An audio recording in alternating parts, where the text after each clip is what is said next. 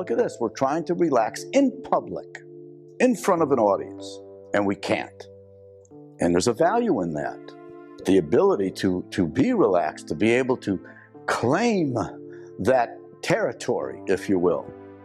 To be in front of everybody and say, F it, you know, I'm not, you know, whatever I'm feeling, whatever nervousness I'm feeling, whatever, I'm gonna win.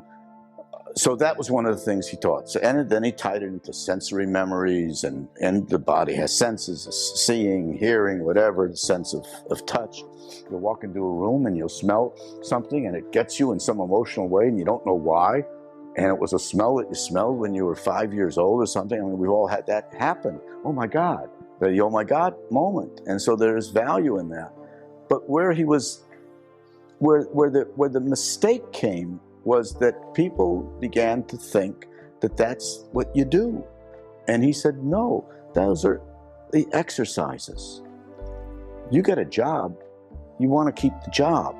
You can't get out there, you know, and they're not going to wait for you to have, you know, well, I'm working on a little, you and it's there if you need it. But he was the first to say, if you can get it from your partner or partners, if you can get it from the material, please.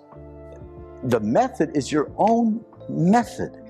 And sometimes it takes years to find that stuff, and I keep finding it. There's no end to it of finding, I'll try that, this works, oh my God, but whatever. That's the method, is your own method. If I was teaching, I would teach things that I had discovered for myself. For instance, this nonsense about feeling everything. You can't. You just can't.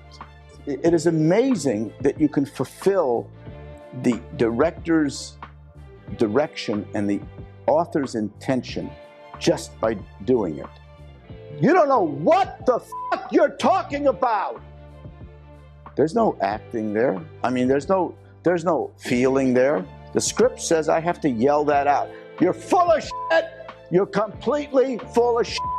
Get out now. That's all. Not feeling a thing. I think discipline's really important, actually.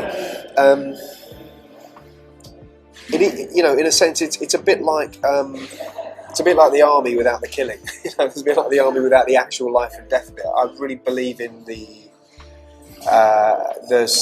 there is something about the subjugation of your own ego, which is undeniable. We've clearly got an ego, otherwise we wouldn't be doing acting. That is just a fact. But it's important to learn, I don't know, to subject that to the story or to subject that to the group, I think is important. Turn up on time, be respectful, know your lines, you know, I mean, all that stuff, a lot of it is not very glamorous, you know. I mean, those things are not glamorous. They're actually, there's a bit of homework involved, and I always hated homework. I never did homework, I always hated homework. But the homework that I liked doing sort of applied to my new vocation as a teenager. I come to, no, this is homework I love. Whether it's a piece of advice or a reminder or a caution or whatever, just love it, you know, because you will have to love it in order to deal with the times that you're not working and to deal with the times that you can only eat egg and chips. You better love it, and you better love it for reasons that way above and beyond, you know, this stuff, because this stuff is like the cherry, it's not the cake, you know. The thing itself is working and working well and working with other people who are brilliantly talented and brilliantly committed. Let's not forget, we are, in my particular job, we are enabling a story to be told. Yes. You know, I'm not the story. I'm helping tell the story, but it's not, and it shouldn't be, it's all about me or whoever else is telling the story. You have to be subject to the story, and that's another thing I would counsel young people in. Do you know what I mean? Yes. However big you get and it's very, very easy to believe you are the second coming, because frankly people treat you like it, and it's very important, I think, to guard against believing it ever, because you are helping tell a story, and that's kind of it, and that's a very noble thing, but that's not, you know, you're not the story, you're helping tell it. I actually received a piece of advice when I was really young. Mel Gibson, I worked with Mel Gibson when I was young, and he said, you can always do better. So that was something that really stuck with me, that, you know, a variety of times in our life we can feel like we've achieved the pinnacle of what we want to achieve. But when you attach that notion of you can always do better, you know that there's always some other challenge that's laying after that accomplishment. And it makes us strive to do better and makes us strive to continue to work. So I love that. And I think integrity is really important to me, that every decision that I make creatively, whether it's, you know, for a film or otherwise, is true to who I am as a person always. You know, I think it's very important. It's very important to normalize your life, because you very quickly transition between being the observer into being the observed, and that can cut off a lifeline to your work. Being an observer as an actor, and then being observed because being of success. Well, no, I mean observing human behaviour, Right. and being part of a public and aware of behaviour and things going on that you can take from your environment and the people in it, to being the person that is the main focus of attention. It's very hard for me to sit in a room. That's exactly what I meant. Yeah, you know, sorry. And then as an actor, you're constantly observing and looking for Yes. ideas that affect the way you You have to sort of interpret. disguise that much more when you know people are looking at you. Yes, But exactly. I still manage to do it. And there are ways of remaining anonymous, and as Sherlock says, being, you know, in disguise in full sight is the best way in some ways. I always felt it was really important to be engaged in life and to live. That if you're an actor, one of the dangers of acting is you just kind of go from film set to film set to film set, and you start living this very isolated, weird life behind a glass wall. It's very hard for me already. I already live behind a glass wall a little bit, you know. I have to work very hard to break it down and make new friends and have people. People love celebrity, you know. They like to hero worship, think people are better than them. They like to make fun of people for celebrities who go along with it, for believing that they're better than you, even though everybody tells you you're better than them. As soon as you buy it, they mock you. And it's a fun, kind of elaborate game society likes to play with.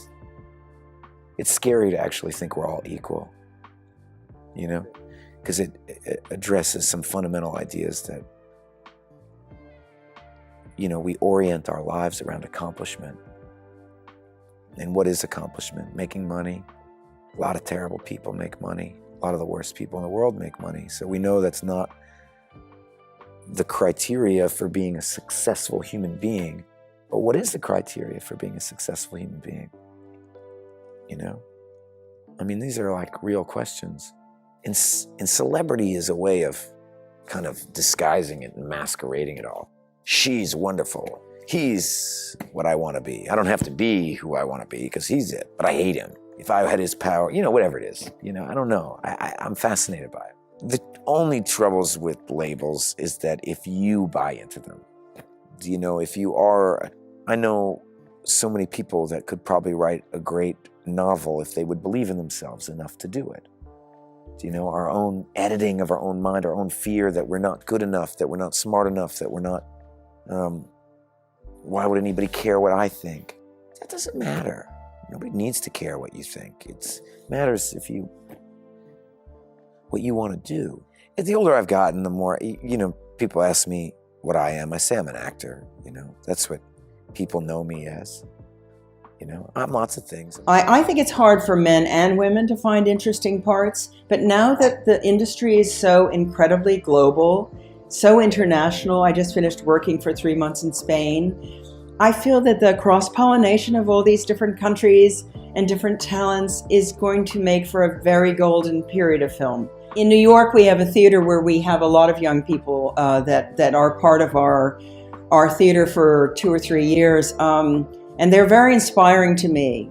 And what I guess I would say is, yes, it is a difficult industry, but it's so worth it. It's a wonderful community to be a part of. It's always going to be hard work. It's always going to be challenging. And persevere. And it's a noble profession, and you'll get to hopefully do a lot of different jobs. So I would very much encourage them not to be easily put off, because it's a big industry with lots of different room for different kinds of actors. My mother said to me once, some agents had just turned me down. They said I wasn't photogenic and that I would never work on television. That was in 1960. And she said to me, "Oh, Eddie Rue, for heaven's sake, don't you know Every kick's a boost. And I've remembered that over the past 27 years. There've been a lot of kicks, and there've been a lot of boosts. I'm not going to mention the people who gave me the kicks, but you know who you are.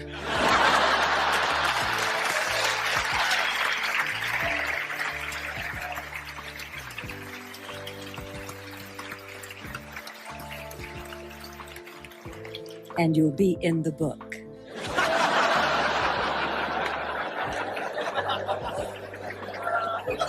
You presumably do that with a live audience. That was a genuine live audience, was it? Oh, we always did. Oh, yes. I don't know how you can work without it, you know, doing comedy. But we always did it as a one-act play, or rather as a two-act play, you know, without stopping. This is really why. I'm still tired. No, we would have 5 days in which to do a complete one episode, 5 days? Yes, a half-hour show, which we would do on the 5th day. We would do it twice for 2 different audiences. In other words, we keep making changes all along, and after the first show, if we didn't get the laughs on certain lines, they would be changed as we were eating our dinner. It's also women who've got what it takes to go into comedy. What is that extra something? Anybody, any actor. Yeah. What is that extra something that makes... I think of it as complete belief, to make everything real. Right. Complete belief. I hate actors who come out and, it's going to be funny. They use a comedy voice. You know what I mean? Right. It's, I don't know. I think it's just belief and belief in that making whatever you're doing, how so ridiculous, it's terribly important. Your heart must sink when what you think is the cracking line of the whole sort of show is greeted by silence.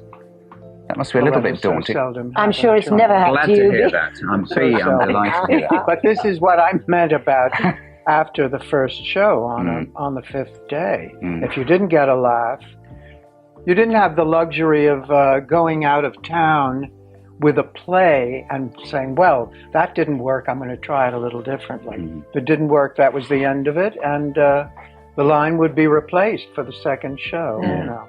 Oh, I don't think we'd do that. If we did something and it didn't get a laugh and it was meant to, I think the next time round Terry would say, no, you were meant to laugh at that and you didn't, so please do it this time. And funnily enough, they did. I tell you what, you often hear actresses complaining that not enough good parts are written for serious actresses. But there doesn't seem to be any shortage of good parts in comedy, does there?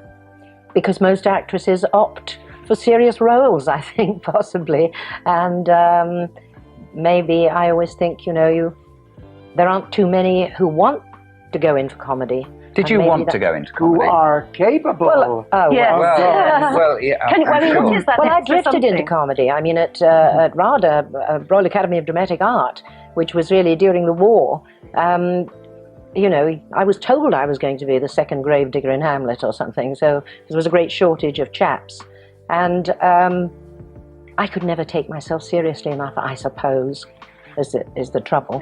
Roy Howard always says the secret of comedy acting is timing. First of all, I think of projection. And if you've given the line to the wrong person who cannot project it, or someone who is telegraphing it before they project it, you're in trouble. Okay. So your casting, you know, aptitude comes in there. And I say telegraphing. I know a lot of people who are trying to play. You talking about comedy lines? Yes. I know a lot of people, when they have a line that they know is supposed to be funny, they telegraph it. Some very big stars do that to this day. And they say, oh, here it comes, and yet they have a certain glint, and then they throw the line and nothing happens. And you can, you know, it's like, yes, because they've telegraphed it. So you take away the telegraph, make sure you have someone who is doing just the right level of projection. And if you have someone who's throwing their lines backstage, turning the wrong way, it has a lot to do with the way you stage. I have had to direct some of our shows because we never put anyone under contract. We always had an open end if they wanted to move on to something else, because we had to train people. The 3-camera technique started with us, and the camera coordinators, which we don't have here, 3 cameras moving back and forth. And if you saw our show, with 300 people in the audience and everything done just like a stage play. And these cameras and cable men all were brand new 25-something years ago. And as much as we were innovators, we had to keep training new people. It's much harder to do comedy. I find it much more of a challenge. I think it's sort of like a vacation to do dramatic roles. There are some character things that I have read lately that are really, they don't even look like me or act like me. I may get into something like that, but no one's encouraging me too much. I mentioned it earlier that we had the umbrella of the studio. They were our security. They had publicity departments who made us, whether we wanted it or not, a certain type that they thought was saleable. They dressed us, they trained us, they gave us a chance to perform. We could fall on our faces if we weren't any good, but we had a chance. They shoved us into B pictures, and maybe we liked it, maybe we didn't. I never minded it. I knew I was getting a well-paid apprenticeship. That's the difference. Now, all you kids starting out, I feel so sorry for you. You don't have anybody, no umbrella, no one there to help you, and you go to for advice and everything. Everybody has to have their own company, do their own producing, their own writing, and all that nonsense. It's tough.